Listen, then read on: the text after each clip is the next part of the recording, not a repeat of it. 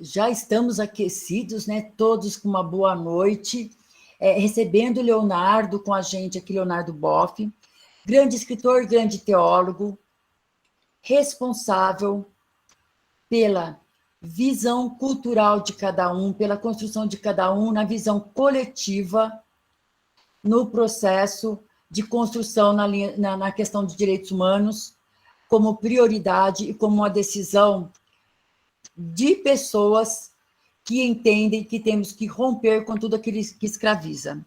Então, para falar disso, eu tenho que falar que essa responsabilidade tem dentro do compromisso quando a UNAS, a União de Núcleos de Associação de Heliópolis, se reúne, se organizar contra a opressão dos grileiros em Heliópolis em 1970. A partir daí, a gente entendeu que esse grupo de mulheres, de pessoas, estavam se organizando, procurando uma resposta que vinha de encontro à indignação de tudo que feria os direitos humanos. Então, João, não podemos esquecer de João Miranda e Genésia, que no seu barraquinho acolhia as mulheres, as crianças, para se reunir e conversar um pouco sobre a problemática da periferia de Heliópolis, porque as periferias eram periferias e periferias como continuam sendo. E nesse momento, a gente precisa destacar, falar em pouco tempo, a gente precisa destacar a importância da igreja cristã, porque quando a gente se organiza para lutar contra a opressão, não se tinha discussão se era evangélico, se era católico, se era espírita, se era do candomblé. A gente tinha algo em comum, que era lutar pela dignidade humana, e era lutar por uma visão profética. Quando eu falo profética, é porque junto estava vindo uma formação, a brilhante iluminação, eu falo que é pelo Espírito Santo, quando Genésio de João Miranda fala, nós sozinhos não podemos lutar contra essa opressão periférica, em que cada dia a gente levanta e tem 2, 3 cadáveres na porta, por briga por terra, grileiros, e nós não podemos deixar que isso seja a formação para os nossos filhos que aí estão.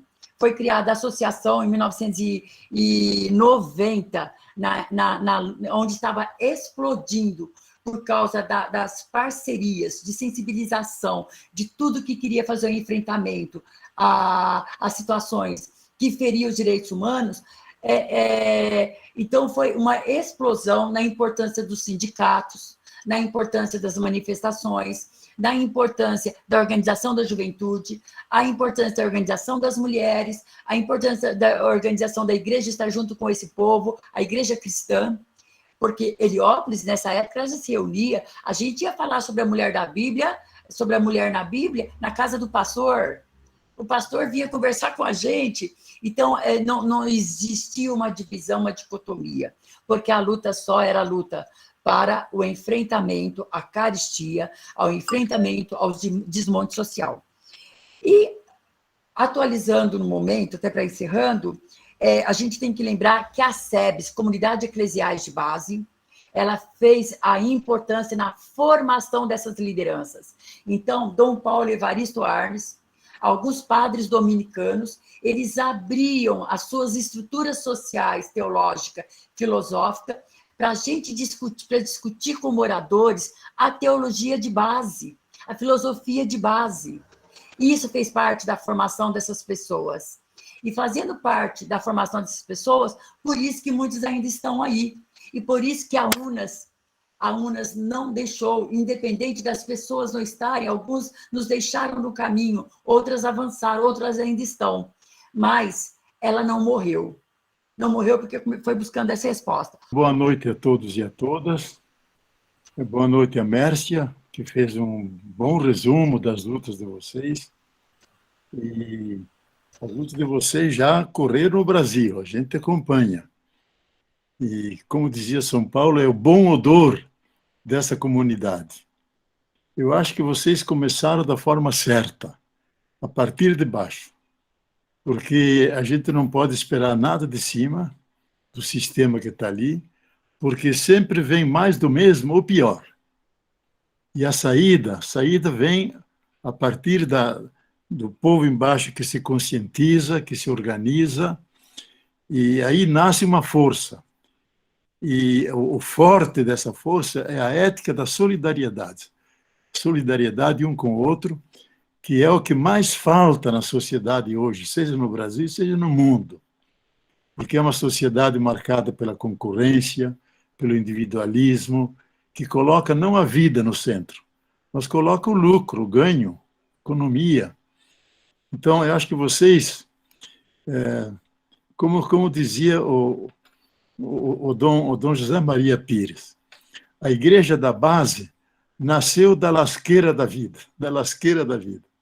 Quer dizer, as dificuldades coletivas uniram as pessoas. E muitas vezes era com a Bíblia na mão ou com a luta pelos direitos humanos. Tinha essa singularidade, que é uma contribuição que nós da América Latina, do Brasil, demos à discussão mundial dos direitos humanos. Primeiro, partir dos direitos dos pobres, que é o direito à vida e direito aos meios da vida. Porque a perspectiva burguesa dos direitos humanos é direito de ir e vir, direito de falar. Agora, nós aqui, digamos, primeiro é viver, porque um cadáver não anda por aí, o cadáver não fala.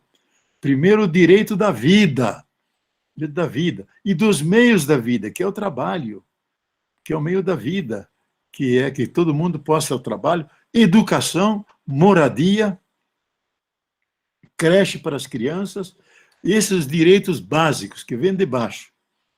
E a gente, depois, na Bíblia, sabe que Deus assume os direitos dos pobres, que são os mais desamparados, como direitos dele, porque é um Deus da vida que é inclinado a optar por aqueles que menos vida têm, pelos pobres.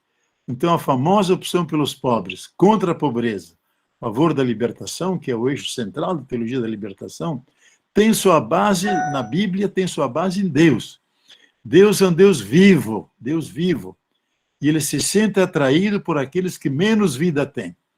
Então, o fundamento dos direitos, da dignidade do pobre, reside em Deus. Daí os direitos dos pobres primeiro. Muito boa noite a todos, todas e todes. Companheiro Leonardo Boff, é uma emoção enorme ter você na telinha aqui, você em Niterói e nós aqui na periferia. Ah, tá. Primeiro, quero lhe agradecer, enquanto operário, enquanto trabalhador, por tudo que você fez pelo nosso companheirinho Lula enquanto ele estava enjaulado pela elite internacional. Porque ele não foi preso só pelos truculentos juízes do Brasil. Ele também foi preso por uma canalhada americana, cujo interesse principal é o nosso pré-sal. Que o objetivo do pré-sal era muito claro: 10% da produção do petróleo ia para a educação. Ou seja, nós íamos zerar o analfabetismo no Brasil e colocar os pretos, os pobres, os índios, os travestis, todas as mulheres em universidade. Porque a educação custa dinheiro e tem que ter investimento público para isso. Quero lhe agradecer, de certa forma, muito emocionado, nos dias que a gente pede um grande cristão, um grande socialista, um grande marxista, chamado Miguel Borges Leal, aqui na nossa região, morador e um dos fundadores da nossa favela. Cristão esse que ostentava no seu peito, no seu corpo, Karl Marx, Jesus Cristo e Che Guevara. Eu não esqueço do companheiro Miguel Borges Leal, da nossa greve de 1979, onde ele foi golpeado pela polícia, muito magro, muito raquítico, qualquer pancadinha, mas ele foi massacrado pela polícia, sobreviveu e continuou na luta. preciso, ao ouvi-lo na telinha aqui, lembrar do companheiro Miguel. Ótimo. E dizer para você que na nossa luta de 1978, 79, quem nos guardou, quem nos acariciou, quem deu guarida, quem deu mensagem de apoio foi os dominicanos aqui na Igreja Cristo Operário, na Rua Vergueiro. Através do Frei Romeu e através do Frei Sérgio, dominicanos, tá certo? Que fazia com muita luta escondendo o comunista debaixo da cama. Então, tem que...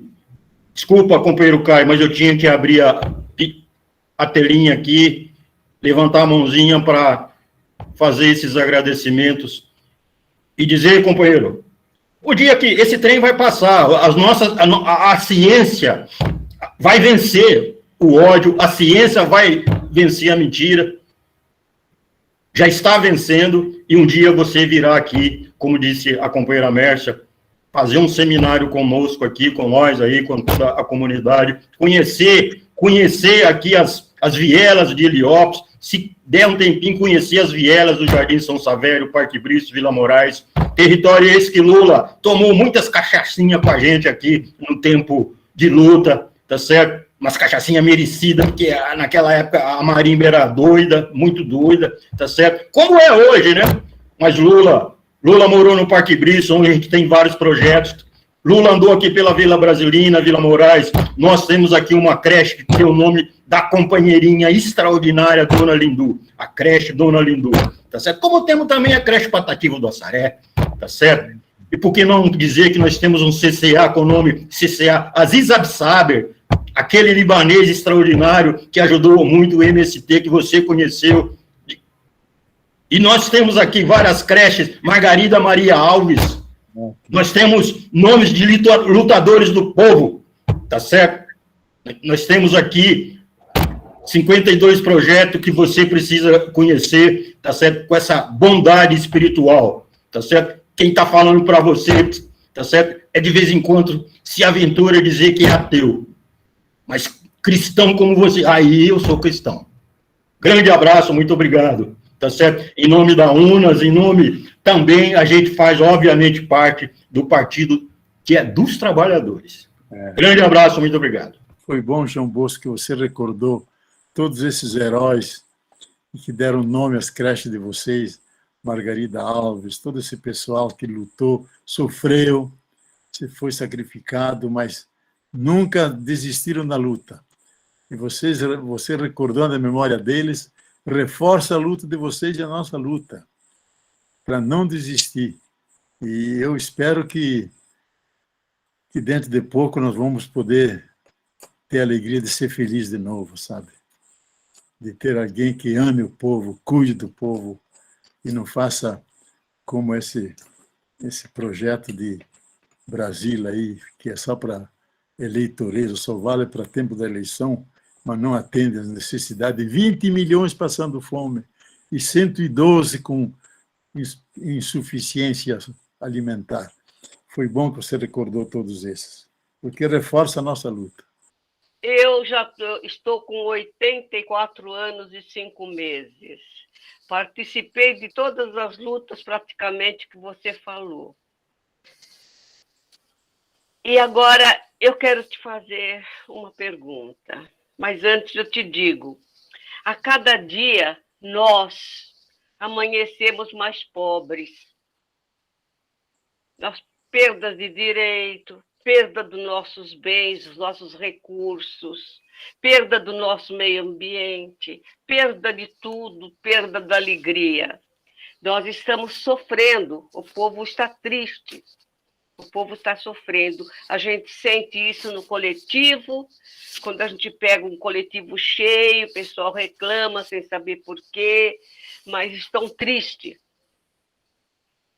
A gente nota que dentro do governo nós estamos uma grande maioria de militares, de fundamentalistas, que tudo foi orquestrado e está sendo orquestrado, enquanto nós não sei se aqui eu coloco entre aspas, de uma boa fé, a gente escreve bastante, a gente fala bastante, mas a gente não avança.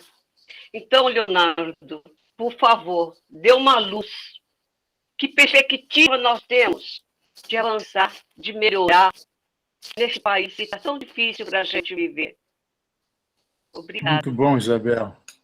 Eu estou quase pegando você. Vou fazer 83 anos, viu?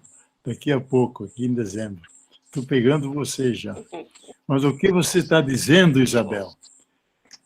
Todos nós estamos sofrendo. Sofrendo, perdendo a alegria de viver, porque a situação do Brasil e do mundo é muito ruim. Muito ruim. Os pobres talvez nunca sofreram tanto e tanta humilhação como sob esse governo aqui, que é um governo de morte, é um governo que se alia ao vírus e que assiste à dizimação do povo, mais de 600 mil que foram sacrificados pela omissão, pelo ódio, pela raiva que ele tem do povo brasileiro, incapaz de dar uma palavra de solidariedade, de representar aqueles sofredores. Então, isso pesa sobre nós, pesa. Mas a gente não desiste. Não desiste. Eu acho que nenhuma sociedade no mundo se constrói sobre o ódio, a mentira, o abandono e a violência, seja a violência verbal. Ele se transformou num presidente boçal que não guarda a dignidade do seu cargo de presidente, e que o Brasil não merece uma pessoa dessa.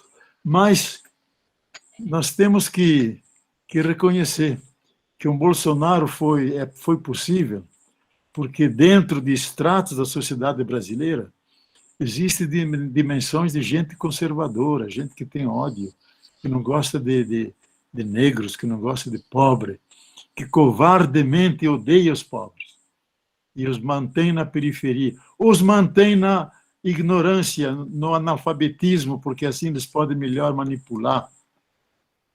Então, isso que estava escondido veio para fora. E isso com Bolsonaro apareceu.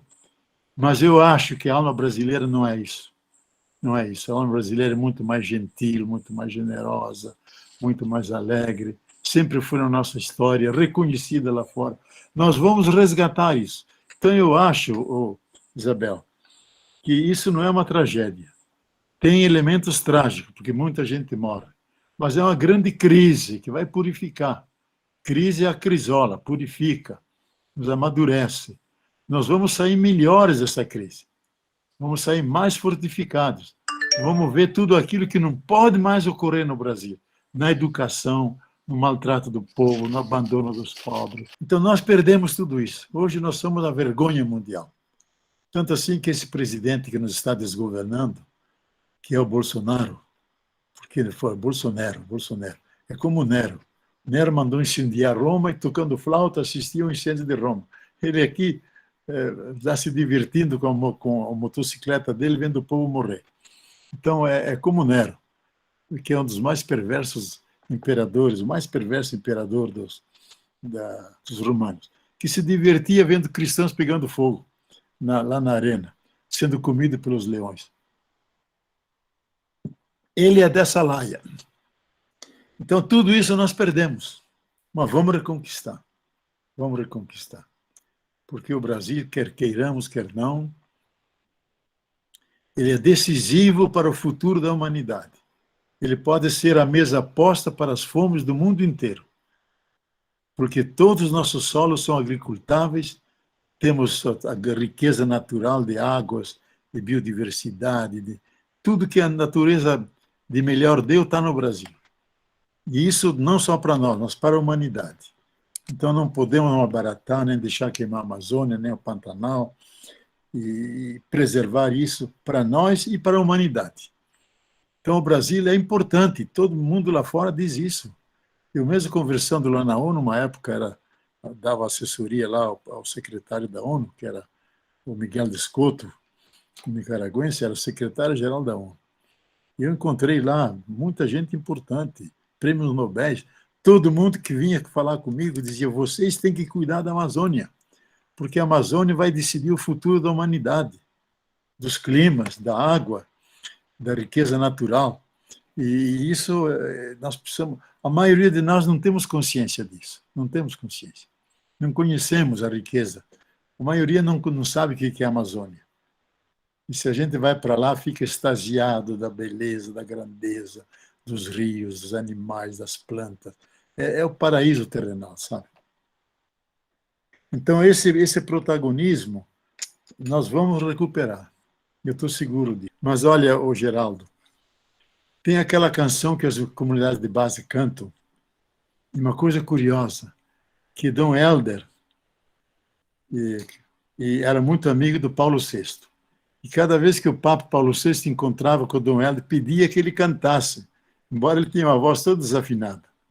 Eu acredito que o mundo será melhor quando o menor que padece acreditar no menor. Eu acredito que o mundo será melhor quando o menor que padece acreditar no menor. O Paulo VI pedia cada vez para o Dom Helder cantar isso. Adorava. Mas eu acho que vocês estão dando exemplo disso, viu, Geraldo? Viu, Mércia? Menor acreditando no menor, naquele mais pequeno ainda, porque a tendência é querer subir, nós queremos descer mais para baixo, não deixar ninguém para trás. E vem o vírus, torna ridículas essas armas todas. Você não pode usar as ogivas nucleares contra o vírus. O vírus derrotou todo mundo, colocou de joelhos o capitalismo, derrotou os mantras do neoliberalismo, que é o lucro, que é a competição, que é o individualismo, que é a exploração da natureza. Acabou tudo isso. O que nos está salvando é amor à vida, solidariedade, cuidado um com o outro, interdependência de todos com todos. Isso que nos está salvando. Coisa que o capitalismo não conhece. Então, eu acho que esse papo é uma bênção para a humanidade, para a humanidade. Talvez seja o grande líder que todo mundo escuta hoje. Pouco importa se é cristão ou não, não importa. É um ser humano preocupado com a vida dos pobres, que são as grandes maiorias, com a vida da Terra que está ameaçada. A Terra não, porque a Terra pode continuar girando ao redor do Sol, mas sem nós. Nós não queremos isso. Queremos ajudar a salvar a Terra na sua biocapacidade, a sua vitalidade, e os seres humanos. Então, eu acho que vale a pena acompanhar esse homem. Ele todo dia escreve uma mensagem no Twitter, todo dia. E sempre mensagens positivas, levantando a esperança. Ele termina a encíclica, diz: irmãos e irmãs, caminhemos cantando, que as preocupações e dificuldades com o planeta não nos tirem a alegria da esperança. Alegria da esperança. Assim que ele acaba a encíclica. E essa esperança nós queremos ter. E que vocês também devem ter. E eu acho que é isso que nós precisamos. Talvez a Cleide gostaria de colocar algumas questões aqui, a nossa presidente aí. Tá bom. E lembrar, Leonardo, que, na verdade, você viu que nós trouxemos umas demandas para você, e umas demandas muito importantes para a alimentação da nossa fé e, na verdade, de sentir força de mãos. Eu acho que você trouxe grandes reflexões de que nós não estamos sozinhas. Nós não somos uma igreja sozinha, nós não somos cristãos sozinhos. Porque mesmo quando fala, né, que alguém é comunista, mas fala graças a Deus, né? Então, assim, na verdade, eu acho que o âmago nosso vem dentro dessa construção. Então, eu queria que você, com carinho, pensasse um momento que você pudesse estar com a gente. Essa periferia precisa de você, precisa, porque a gente resgata a força por causa dessa energia. Quando a gente lê todos os escritos teu, essa colocação, nós não temos contato com o Papa, mas nós temos com a palavra, nós não temos contato com as religiões. Nós fizemos uma caminhada aqui sobre a panela vazia, e depois de muito tempo, foi a primeira vez que a gente conseguiu, de fato, levar para representar um ato em frente à Igreja Santa de Viges, e que o padre conseguiu sair do espaço dele e nos acolher e dizer: as velas que vocês trouxeram, vocês podem acender no veleiro e abrir um horário extra. Então, é a igreja que acolhe. Eu acho que o Papa já começa a mexer com essa estrutura que retrocedeu retrocedeu por medo, e ali estava a mãe de santo, lá estava a pastora, lá estava o padre, né? Então lá estava um encontro interreligioso que há muitos anos se fazia. E eu acho que a gente precisa mexer com essa estrutura. Quando a gente fala dos sinais, o anel de Tucum, a cruz, né? Quando a gente fala a mãe de santo com seu colar, eu não sei como chama isso. Então, quando a gente vê, nós estamos mostrando, que você mostrou na história do início, que a gente se unia independente da religião, mas a gente estava com o mesmo ideal. Então, eu não sei se a Cleide quer colocar mais algumas questões, e quero falar para você, assim, só dando um resuminho, nós falamos da importância do curso de verão, que está adormecido, que as periferias não se participam mais. Nós falamos a questão de resgatar essa caminhada, nós falamos que a alimentação nossa, nessa questão da pandemia, da questão dos movimentos se articular, mulheres, homens, crianças, foi através da live, com muita dificuldade, que a gente caiu várias vezes, mas falar que isso não nos intimida. Muito pelo contrário, eu acho que a gente fecha com a chave de ouro, eu não sei como tem... Eu não conheço muito tecnologia, mas como nós podemos tirar uma foto junto aí, que esta é a história na qual nos provoca para uma missão. Quando você falou Lula, ele fala que ele é ateu, mas ele tem uma missão de libertar seu povo, de estar junto com seu povo, de fazer um planejamento político de libertação. Então, eu acho que a fala que eu tenho a dizer aqui é agradecer muito. Eu não sei como, eu acho que não tinha... A gente tem vontade de trazer também, talvez você pode contribuir, a gente levantou muito, lá do seu lado, aquele pastor José Vieira. Ah, muito bom, Henrique Vieira. Então, porque a gente viu que aumentou, né, a questão, a igreja perdeu um pouco, quando ela perdeu esses rituais de fé na própria igreja, e ela se fechou, para onde foram? Então, a gente vê que, da maioria que participou com a gente, nós temos uns seguidores evangélicos, né? E que a gente vem resgatando dentro dessa questão de esquerda, nessa questão de que tem lado, a questão não está que é porque é católico, ou crente, ou evangélico, está na visão de mundo, está na visão da fé. Então, a gente pensa que são pessoas que trazem esse diálogo mais perto, porque ter uma pastora no final de uma caminhada na comunidade, e uma pastora da comunidade, a gente já viu que isso já fez uma mudança. São lideranças novas, mas são pessoas que têm uma liderança. Não sei se você quer falar alguma coisa em questão a essas formas de política que nós temos discutido dentro da comunidade, para resgatar a sensibilidade, para se pensar contra esse governo fascista. Agora está vindo para nós aqui na comunidade a Universidade Federal do ABC, fundada por Lula. Para destacar isso, agradecer os companheiros e companheiras da universidade, que remamos contra um monte de gente, mas é uma parceria que é para trazer o conhecimento para o pobre. Tá certo? E você, a gente sabe disso, que você tem participação extraordinária no Instituto Conhecimento Liberto, junto com a fé e a ciência. Muito obrigado à Universidade Federal do ABC pela essa parceria importante. E uma das coisas que esse Papa introduziu, que nunca tinha isso antes na igreja, ele disse, olha, ecumenismo é todas as igrejas se reconhecerem uma a outra.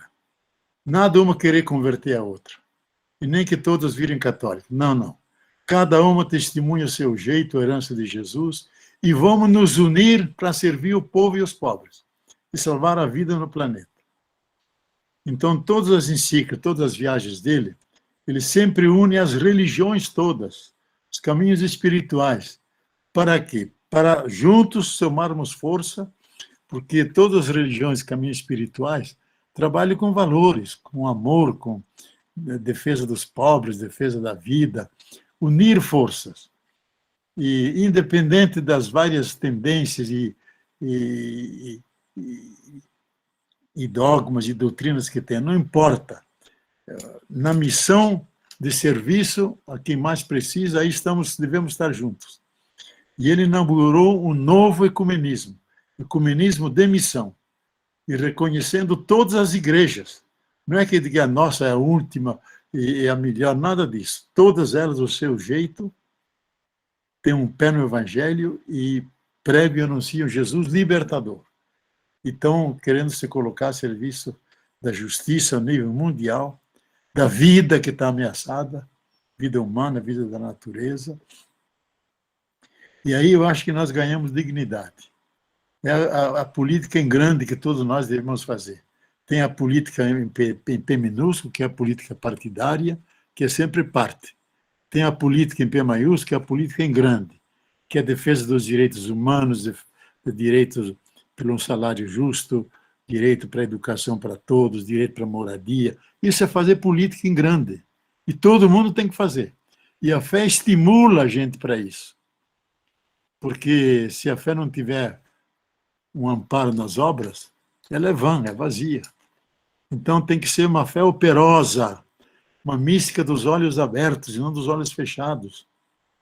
E isso eu acho que os movimentos fé e política conseguem transmitir ao pessoal. Fazer da fé uma mística de compromisso para a transformação desse mundo. E eu sempre digo uma coisa do Papa, que é muito importante. Diz: Cristo não veio criar uma nova religião, e nem uma nova igreja. Ele veio nos ensinar a viver. Nos ensinar a viver o amor incondicional, a cooperação, a solidariedade, o perdão, a compaixão, a centralidade da vida, especialmente amor aos pobres. Veio nos ensinar isso. Isso que é ser cristão.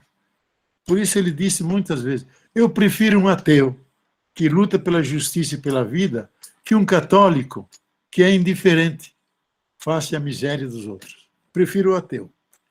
Porque esse está mais perto de Deus do que o outro. Que não basta ter Deus nos lábios. Que o verdadeiro nome de Deus é justiça, amor, solidariedade, compaixão. Isso é o verdadeiro nome de Deus.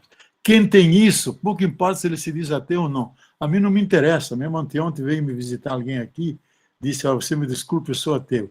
Eu digo: você luta pela justiça. Lógico, eu sou do PT, é pela vida. Então você está no meio de Deus. Não precisa se preocupar com o ateísmo.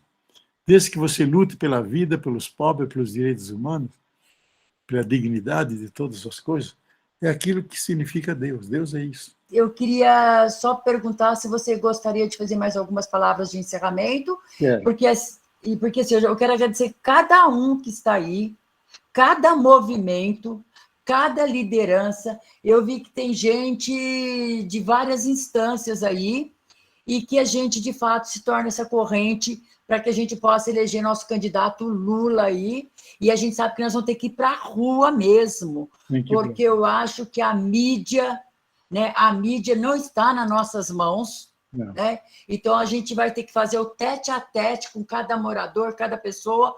Vem esse coronavírus aí, mas a gente sabe que na hora da fome as pessoas colocaram não sei quantas máscaras, mas enfrentaram e deram as mãos. Então eu quero dizer que a gente encerra, eu e o Leonardo acho que quer falar mais alguma coisinha, e a gente encerra dando uma boa noite e muita força para todos nós. Estamos juntos. Isso mesmo. Eu acho, sem querer fazer propaganda, que votar em Lula é votar pelo Brasil, sabe? Porque a Globo é pé frio. Todos os candidatos que ela apoiou perderam as eleições. Todos eles. Porque ela sempre escolhe alguém que é do capitalismo, que é dos grandes conglomerados, do grande sistema. Ela é inimiga do povo. Faz boas novelas e tudo isso, mas o projeto deles não é popular. É longe, é o projeto da Casa Grande, daqueles poderosos, da elite do atraso, como diz Gessé Souza, que é um grande sociólogo, amigo dos pobres. Gessé Souza. A elite do atraso. E eles apoiam o Moro, mas ele escreveu um livro, Moro. Os advogados de Lula desmontaram as muitas mentiras desse livro. Ele é um mentiroso. Lula quer provar que ele é um mentiroso, e é mesmo. Então, eu acho que ele não vai prosperar. Tem tantas contradições. E agora se descobriu, agora saiu a documentação hoje, que ele foi instruído pela CIA, foi educado nos Estados Unidos para aplicar aquele lawfare, como você usa direito contra aquele que você interroga. Ele é um agente do sistema. Então, é um criminoso, traidor da pátria. Nós precisamos saber disso. Então, votar nele é votar no império, votar na pior coisa que tem. Nós temos que votar em nós mesmos. E votar em nós mesmos é votar em Lula. Porque eu acho que o único que tem chance de nos tirar dessa crise, dessa tragédia, que é a história atual brasileira. Estão desmontando tudo que foi feito durante tantos anos com suor e sangue. Mas eu quero terminar, meus irmãos e irmãs. O que a gente não pode perder nunca é a esperança. Eu cito uma frase de Santo Agostinho, que ele não era europeu, ele era africano. Ele nasceu no norte da África, onde é a Algéria hoje. Que é o maior pensador do Ocidente. Todos os grandes pensadores se confrontam com ele. E ele disse, olha, tem 3 virtudes. Tem a fé, tem o amor, tem a esperança. Se a gente perde a fé, a gente continua vivendo. Se a gente perde o amor, a gente encontra outro. O que a gente não pode é perder a esperança. Porque a alternativa da esperança é o suicídio. Mas ele diz, mas a esperança tem 2 belas e formosas irmãs, que é a indignação e a coragem. Indignação contra tudo que está ruim aí. Temos que nos indignar. Não aceitar essa dominação direitista, ultra-reacionária, bolsonarista. Não aceitar. Temos que rejeitar isso, nos indignar contra isso. Contra essa política de morte. Mas, ao mesmo tempo, ter a coragem de mudar essa coisa ruim para que ela seja boa. Escolher nossos candidatos, não basta escolher Lula, temos que escolher uma grande bancada de deputados e senadores que ele possa governar com tranquilidade em função do povo. Então, pensar grande, pensar nesse movimento de resgate do Brasil que está sendo humilhado, está sendo liquidado, desmontado de ponta a ponta, intencionalmente, a serviço do império. Nós não podemos aceitar isso. Então, nos indignar, mais que tudo, ter coragem, porque isso é a esperança. Mais que uma virtude, é aquele motor dentro de nós que sempre nos dá força para retomar o caminho, ser caídos, nos levantar, ter sonhos grandes, lutar continuamente, mesmo vencidos, não entregar os pontos, como diz o Dom Quixote. Temos que dar todas as batalhas antes de reconhecer a derrota. Nós vamos dar todas as batalhas e vamos ganhar. Então, alimentem essa esperança e dá força a vocês. Então, muito boa noite a vocês todos. Boa noite, Mércia. Boa noite. Quem participou ali foi a Isabel, que teve um belo testemunho, o João Bosco, a Cátia, a Flaviana, o Tiago, também o Geraldo, todos que participaram aí, e vocês todos que seguiram esse encontro. Tenham boa noite e vamos sentirmos unidos na mesma causa, na mesma luta, porque desta vez nós temos 1000 razões para lutar e vencer, por amor ao nosso povo, por amor ao Brasil e por amor ao mundo, que espera muito do Brasil. Muito boa noite a vocês e que Deus os abençoe. Amém. Boa noite, Leonardo. Animados pela fé, bem certo da vitória. Saudações ao Caio, que ajudou aí nessa mediação aí, e a UFABC, que é a grande parceria de Heliópolis e UFABC, que construímos junto saber periférico, né? Então, abraço, e uma pena que nós não pensamos em colocar um fundo, uma musiquinha que alegra. Então, né? Então, nós podemos cantar Vem, vamos embora, que esperar não é saber. Exatamente. Quem sabe faz a hora, não espera. Acontecer. É isso aí.